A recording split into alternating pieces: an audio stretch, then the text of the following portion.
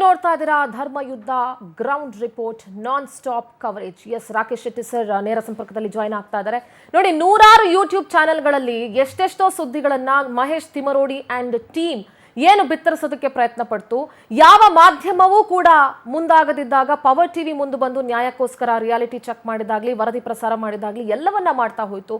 ಆದ್ರೆ ಯಾರು ಕೂಡ ಇಲ್ಲಿಯವರೆಗೂ ಭಕ್ತರ ಭಾವನೆಗಳು ಏನಿದೆ, ನಿಜಕ್ಕೂ ಧರ್ಮಸ್ಥಳದ ನಿವಾಸಿಗಳ ಮನಸ್ಸಿನ ಆಳದಲ್ಲಿ ಏನ್ ನಡೀತಾ ಇದೆ, ಈ ಎಲ್ಲ ಘಟನೆಗಳಿಂದ ಧರ್ಮಸ್ಥಳದ ನಿವಾಸಿಗಳು, ಅಲ್ಲಿನ ಜನ ಯಾವ ರೀತಿ ನೊಂದ್ಕೊಂಡಿದ್ದಾರೆ, ಅವರ ಅಭಿಪ್ರಾಯಗಳೇನು, ಅವರ ಅನಿಸಿಕೆಗಳೇನು, ಇದನ್ನ ಯಾರು ಕೂಡ ಕೇಳೋದಕ್ಕೆ ಮುಂದಾಗ್ಲಿಲ್ಲ, ಯಾವ ಮಾಧ್ಯಮಗಳು ಕೂಡ ಮುಂದಾಗ್ಲಿಲ್ಲ. ಆದ್ರೆ ಪವರ್ ಟಿವಿ ಇವತ್ತು ಭಕ್ತರ ಭಾವನೆಗಳಿಗೆ ಬೆಲೆ ಕೊಟ್ಟು ಅವರ ಮಾತುಗಳನ್ನ ಎಲ್ಲರ ಕಿವಿಗಳಿಗೆ ತಲುಪಿಸುವಂತ ಕೆಲಸ ಮಾಡ್ತಾ ಇದೆ. Yes, Rakesh Shetty sir, over to you. Yes ಸಿಂಧೂರ, ಸತ್ಯದೊಟ್ಟಿಗೆ ಹೋರಾಟ, ಧರ್ಮದೊಂದಿಗೆ ಹೋರಾಟ ಅಂತ ಹೇಳಿದೀವಿ. ಆ ಹೋರಾಟವನ್ನು ಇವತ್ತು ಮುಂದುವರಿಸ್ತಾ ಇದ್ದೀವಿ. ಸ್ಥಳೀಯರಾದ ಆಡಮ್ ಅವರು ಹೇಳಿದಂತಹ ಮಾತನ್ನು ನೀವು ಕೇಳಿದ್ರಿ. ಯಾವ ರೀತಿಯ ನೋವನ್ನು ಅವರು ಅನುಭವಿಸ್ತಾ ಇದ್ದಾರೆ ಅಂತ ನೋಡಿದ್ವಿ. ದಿಸ್ ಇಸ್ ನಾಟ್ ಹೋರಾಟ, ಇದು ಈಗ ಇಲ್ಲಿ ನಾವು ಸ್ಥಾನಘಟ್ಟದಲ್ಲಿ ಏನು ಮಾಡ್ತಾ ಇದೀವಲ್ಲ, this is called reality check. ಜನರ ಅಂತರಾತ್ಮದೊಳಗಡೆ ಇಳಿದು ಅವರ ಬಾಯಿಯಿಂದ ಏನಿದೆ, ನಾವು ಲೈವ್ ಅಲ್ಲಿ ಕೂತ್ಕೊಂಡು ಸ್ಟುಡಿಯೋದಲ್ಲಿ ಕೂತ್ಕೊಂಡು ಒನ್ ಸೈಡೆಡ್ ಮಾತಾಡೋದಕ್ಕಿಂತಲೂ ಗ್ರೌಂಡ್ಗೆ ಬಂದು ಗ್ರೌಂಡ್ ರಿಪೋರ್ಟ್ ತಗೊಳ್ಳುವ ಅನ್ನುವ ಒಂದು ಅಭಿಪ್ರಾಯ ಬಿಟ್ಕೊಂಡು ಇವತ್ತು ಇಲ್ಲಿ ಬಂದಿದ್ದೀನಿ. ಇನ್ನೊಬ್ರು ಸ್ಥಳೀಯರಿದ್ದಾರೆ, ಇಲ್ಲಿನ ನಿವಾಸಿ ಇದ್ದಾರೆ. ಸರ್, ನಿಮ್ಮ ಹೆಸರು? ಅಬ್ದುಲ್ ಗಫೂರ್ ಅಂತ. ಇವರು ಕೂಡ ಅನ್ಯ ಧರ್ಮೀಯರು. ಇವರನ್ನು ನಾವು ಪ್ಲಾಂಟ್ ಮಾಡಿ ಕರ್ಕೊಂಡು ಬಂದಿದ್ದಲ್ಲ, ಬನ್ನಿ ನೀವು ಮಾತಾಡಿ ಧರ್ಮಸ್ಥಳದ ಫೇವರ್ ಆಗಿ ಅಂತ ಕೇಳಿದವರಲ್ಲ.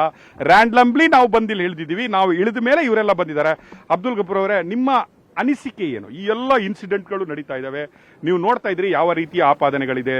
ಇದು ಸತ್ಯಕ್ಕೆ ದೂರವಾದುದ ಅಥವಾ ಅವರೆಲ್ಲ ಹೇಳ್ತಾ ಇರೋದು ಸತ್ಯನಾ? ನಿಮ್ಮ ಅನಿಸಿಕೆ ಏನು? ಸರ್, ನಾನು ತಿಳಿದ ಮಟ್ಟಿಗೆ ಇದೆಲ್ಲ ಸುಳ್ಳು, ಎಲ್ಲ ಸುಳ್ಳು. ಯಾಕೆಂದರೆ ನಾವು ಕಳೆದ 30-35 ವರ್ಷ ನಾವು ಇಲ್ಲಿ ದುಡಿತಾ ಇದ್ದೀವಿ.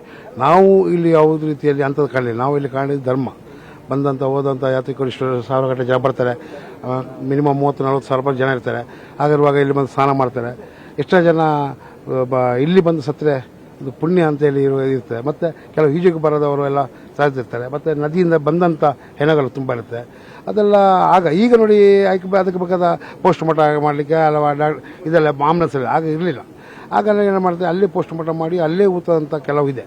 ಮತ್ತು ಇವರು ಹೇಳಿದಾಗ ಮರಳು ಮಾಡೋದು, ಇದು ಮಾಡೋದು ಅದೆಲ್ಲ ಸುಳ್ಳು.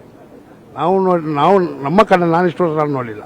ನೀವೇನ್ ಮಾಡ್ತಾ ಇದ್ರಿ? ನಾನು ಇಲ್ಲಿಗ ಆಟೋ ಓಡಿಸ್ತಾ ಇದ್ದೇನೆ. ನೀವು ಆಟೋ? ಹೌದು ಹೌದು. ಏನು ಇಲ್ಲಿ ಆಟೋದವರೆಲ್ಲ ಸೇರ್ಕೊಂಡು, ಧರ್ಮಸ್ಥಳದವರೆಲ್ಲ ಸೇರ್ಕೊಂಡು ಇದೊಂದು ಗ್ಯಾಂಗ್, ಡಿ ಗ್ಯಾಂಗ್ ಅಂತ ಹೇಳ್ತಾರೆ. ಡಿ ಗ್ಯಾಂಗ್ ಅವರು ಸೇರ್ಕೊಂಡು ರೇಪು, ಮರ್ಡರ್ ಮಾಡ್ತಾರೆ, ಹೂತಾಕ್ತಾರೆ. ಅದು 15 ವರ್ಷ 16 ವರ್ಷದ ಹುಡುಗಿಯರನ್ನೇ ಹೂತಾಕ್ತಾರೆ ಅಂತ ಹೇಳ್ತಾರೆ. ಕಾವಂದರ ಮೇಲೇನೆ ಆಪಾದನೆ ಮಾಡ್ತಾರೆ. ಏನ್ ಅನ್ಸುತ್ತೆ ನಿಮಗೆ? ಸರ್, ನಮ್ಮ ಆಟ ಆಗಲಿ ಅಥವಾ ಯಾವುದೇ ಟ್ಯಾಕ್ಸ್ ಅವರಿಗೆ ಪೂಜಾ ಕಾವಂದರಾಗಲಿ ಅಥವಾ ಸಣ್ಣದರಿಗಳ ಮಾತೇನೆಂದರೆ, ಪ್ರತಿ ಸಾಲಿ ಇಲ್ಲಿ ಬಂದಂಥ ಭಕ್ತಾದಿಗಳಿಗೆ ಯಾವಾಗಲೂ ಗೌರವಿಸಬೇಕು. ಅವ್ರು ಯಾವುದೇ ರೀತಿ ತೊಂದರೆ ಆಗಬಾರ್ದು, ಅವ್ರಿಗೆ ನೋವಾಗಬಾರ್ದು. ಯಾಕೆಂದರೆ ಆಗ ನಾವಿಲ್ಲಿ ಏನಾದರೂ ಬಂದು ಕೆಲವು ಕೆಟ್ಟ ಮಾತಾಡ್ತಾರೆ, ನಮಗೆ ಬಾಯಿಗೆ ಬಂದ ಬೈತಾ. ಆಗ ನಾವೇನೋ ಜಗಳಾದಾಗ ನಾವು ಸರಿ ಈಗ ಜಗಳದಾಗ ನನಗೆ ಬೈದಿದ್ದಾರೆ ಸಣ್ಣದರಿಗಳು. ನಿನ್ನ ಮನೆಗೆ ಬಂದಂಥ ನೆಂಟರಿಗೆ ನೀವು ಬೈತ್ಯಾ? ನಮಗೆ ಅವರು ನೆಂಟರು, ನಮಗೆ ಅವ್ರಿಗೆ ಎಷ್ಟು, ಅವರಿಗೆ ನಾವು ವೆಲ್ಕಮ್ ಮಾಡಬೇಕು. ಅವರಿಗೆ ಏನು ಸಮಸ್ಯೆ ಆಗಬಾರ್ದು. ಇಲ್ಲಿ ಬಂದಾಗ ಒಳ್ಳೆ ರೀತಿಯಲ್ಲಿ ಹೋಗಬೇಕು ಅಂತ ಅವ್ರಿಗೆ ಗೌರವಿಸಬೇಕು. ಮಾತ್ರ ಅಂಥವ್ರು ಇದ್ದರೆ ಸಾಕಿಲ್ಲ ಹೋಗ್ಬೇಕಂತೆ. ಆಗ ನಮಗೆ ಮನವಿ ಮಾಡ್ತಿದ್ದಾರೆ. ಆಗ ನಾವು ಹೋಗ್ತೀವಿ ಸರ್. ಈಗ ಹೇಳ್ತಾರೆ ಅವರು 12 ವರ್ಷ 16 ವರ್ಷ ಅಂತ ಪೂಜಾ ಕಾವಂದರಿಗೆ ಹೆಣ್ಣು ಕೊಡ್ತಾರೆ ಅಂತೇಳಿ. ಅವರ ವಯಸ್ಸೆಷ್ಟು ಸರ್? ನಮಗೆ ನೋಡುವಾಗ ಇಂತೆಲ್ಲ ಮಾತಾಡುವಾಗ ಹೇಳುವಾಗ ನಮಗೆ ಮನಸ್ಸಿಗೆ ಬೇಜಾರಾಗಿ ನಾವು ಬಂದು ಮಾತಾಡೋದು. ನಮಗೆ ಟಿ ವಿಯಲ್ಲಿ ಮಾತಾಡೋದು ಹುಚ್ಚಲ್ಲ. ಯಾಕೆಂದರೆ ಪೂಜಾ ಕಾವಂದರ ನಾವು ಇವತ್ತು ನಿನ್ನ ಮನೆ ನೋಡೋದಲ್ಲ. ಇಲ್ಲಿ ಯಾವುದೇ ಧರ್ಮದ ಬಂದರೆ ಅವನು ಆ ಜಾತಿಯವನು ಈ ಜಾತಿಯವನು ಭೇದ ಇಲ್ಲ, ಎಲ್ಲರಿಗೂ ಒಂದೇ ರೀತಿಯಲ್ಲಿ ಗೌರವಿಸ್ತಾರೆ. ಏನಂತ ಯಾವುದೇ ಕಷ್ಟೊತ್ತಿಗೆ ಗೊತ್ತಿಲ್ಲ, ಕೂರಿಸಿ ಕಷ್ಟ ಏನೋ ಕೇಳಿ ನಾವು ಎಷ್ಟೋ ಸರಿ ವಿಚಾರಣೆ ಮಾಡಿದ್ದಾರೆ, ಗೊತ್ತದಲ್ಲ. ಇಲ್ಲಿ ಅಂತ ಇಲ್ಲ. ಇವ್ರಿಗೂ ಇದೇನಂದರೆ ಇದೊಂದು ಒಳ್ಳೆ ಕ್ಷೇತ್ರ, ಇದರ ಹೆಸರನ್ನು ಕೆಡಿಸಬೇಕು ಅನ್ನೋ ಉದ್ದೇಶ ಅಷ್ಟೇ, ಗೊತ್ತದಲ್ಲ. ಈ ದಕ್ಷಿಣ ಕನ್ನಡದಲ್ಲಿ ಇಷ್ಟೊಂದು ಧರ್ಮತ್ತ ಇಲ್ಲಿ ಬಂದಂಥವರಿಗೆ ಈಗ ವಿದ್ಯಾದಾನ ಆಗಲಿ ಅಥವಾ ವಸ್ತ್ರದಾನ ಆಗಲಿ ಎಲ್ಲ ರೀತಿಯಲ್ಲಿ ಇಲ್ಲಿ 365 ದಿನ ದೇವಸ್ಥಾನದಲ್ಲಿ ನಡೆಯುವಂಥ ಕಾರ್ಯಕ್ರಮ ಯಾವಾಗಲೂ ನಡೀತಾ ಇರುತ್ತೆ. ಯಾಕೆ ದೈವಗಳ ಎಲ್ಲ ಕಾರ್ಯಕ್ರಮ ನಾವು ನೋಡ್ತಾ ಇದ್ದೀವಲ್ಲ. ಮತ್ತು ಈ ಆಟೋದಲ್ಲಿ ಕರ್ಕೊಂಡು ಹೋಗೋದು, ಇದು ಮಾಡೋದು. ಸರ್, ನಾವು ಇಲ್ಲಿ ದುಡ್ಲಿಕ್ಕೆ ಅಂತ ಬರೋದು, ನಮ್ಮ ಹೆಂಡತಿ ಮಕ್ಕಳಿಗೆ ಸಾಕಬೇಕಂತ ಹೇಳಿ ಬರೋದು, ನಮ್ಮ ಕಷ್ಟಕ್ಕಂತ ಬರೋದು. ನಾವು ಇಲ್ಲಿ ಹೆಣ್ಮಕ್ಳು ರೇಪ್ ಮಾಡಲಿಕ್ಕೆ ಇನ್ನೊಂದು ಮಾಡಲಿಕ್ಕಲ್ಲ. ಯಾರ್ಯಾರು ಮಾಡಿದ್ರು ಎಲ್ಲೆಲ್ಲಿ ಸತ್ತಾಗೋದು ನಮ್ಮ ಮನೇಲಿ ಹಾಕಿದ್ರೆ ನಾವು ಅದಕ್ಕೆ ಹೊಣೆಗೆ ಸರ್. ನಾವು ರಾತ್ರಿ ಬಂದಂಥ ಯಾತ್ರಿಕರಿಗೆ ತಗೊಂಡೋಗಿ ಅವರಿಗೆ ಯಾವ ಲಾಡ್ಜಿ ಆ ಲಾಡ್ಜಿ ಬಿಟ್ಟು ನಮ್ದು ಏನಿದೆ ನಾವು ತಗೊಳ್ತೀವಿ ಅಷ್ಟೇ. ಇವರು ಹೇಳುವರು ಹೇಳ್ತಾರೆ, ಇನ್ನು ಹೊರಗಡೆ ಬಂದ ಮಾತ್ರ ನಮ್ಗೆ ಗೊತ್ತಿರಲಿಲ್ಲ. ನಾವು ಆಟೋದವರು ಈಗ 133 ಅನಾಥ ಶವಗಳು ಸಿಕ್ಕಿದ್ರೆ ಸ್ಮಶಾನ ಇರಲಿಲ್ಲ, ಎಲ್ಲಿ ಹೂತಾಕ್ತಾ ಇದ್ರು ಆ ಬಾಡಿಗಳನ್ನು? ಬಾಡಿಗಳಿಂದ ಸರ್, ಈಗ ನನ್ನ ಸೇವೆ ಸಿಕ್ಕಿದ್ರೆ ಸಿಕ್ಕುದು ಯಾವಾಗ 2 ದಿವಸ 3 ದಿವಸ ಬಿಟ್ಟರೆ ಸಿಕ್ಕುದು. ಅದು ಕೊಳತು ಹೋಗಿರುತ್ತೆ. ಆ ಮೂಮೆಂಟಲ್ಲಿ ಅಲ್ಲಿಗೆ ಪೊಲೀಸರು ಬಂದು ಅಲ್ಲಿ ಡಾಕ್ಟರ್ ಬಂದು ಪೋಸ್ಟ್ ಮಾಡಿ ಅಲ್ಲಿ ಸೈಡಲ್ಲಿ ಹಾಕ್ತಿದ್ರು ಅದನ್ನ. ಆಗ ಮಸನ ಅಂತ ಇರಲಿಲ್ಲ, ಇತ್ತೀಚೆಗೆ ಈಗ ಆಗಿದ್ದು ಗೊತ್ತಲ್ಲ. ಅಷ್ಟು ಆಗ ಅಲ್ಲಿ ಸೈಡಲ್ಲಿ ಹಾಕ್ಬಿಡ್ತಿದ್ರು. ಮತ್ತು ಇದು ಕೊಡ್ತದೆ ಮತ್ತೆ ಎಂತ ಮಾಡಿ ಸರ್, ಅದು ತಗೊಂಡು ಯಾರು ಇರೋದಿಲ್ಲ, ಸ್ಮೆಲ್ ಆ ಥರ ಇರುತ್ತೆ.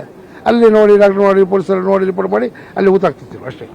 ಸಿಂಧೂರ್ ಅವರೇ, ಇದೇ ನೋಡಿ, ನಾವು ಮಾಡಿದಂತಹ ಲಾಸ್ಟ್ ಎಪಿಸೋಡ್ ಅಲ್ಲಿ ಏನು UDR ನಂಬರ್ಗಳು ಆಗ್ತವೆ, ಕೊಳೆತ ಶವಗಳನ್ನು ಇಲ್ಲಿಯೇ ಪೋಸ್ಟ್ ಮಾರ್ಟಮ್ ಮಾಡಿ ಪಕ್ಕದ ಜಮೀನುಗಳಲ್ಲಿ ಅಂದ್ರೆ ಗವರ್ಮೆಂಟ್ ಜಾಗಗಳಲ್ಲಿ ಹೂಳಲಾಗಿತ್ತು.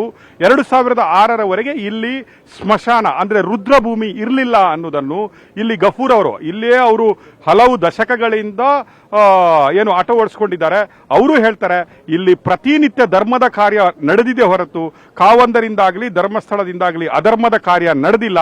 ಇದು ಅನ್ಯ ಧರ್ಮೀಯರಾದ್ರೂ ಅವ್ರು ಹೇಳ್ತಾ ಇದ್ದಾರೆ ಇದು ಕ್ಷೇತ್ರಕ್ಕೆ, ಧರ್ಮಕ್ಕೆ ಮತ್ತೆ ದೇವಸ್ಥಾನಕ್ಕೆ ಚ್ಯುತಿ ತರಲಿಕ್ಕೆ, ಬ್ಲಾಕ್ ಮಾರ್ಕ್ ಮಾಡಲಿಕ್ಕೆ ಮಾಡುವಂತಹ ಹೋರಾಟ ಅಂತ ಒಪ್ಕೋತಾರೆ.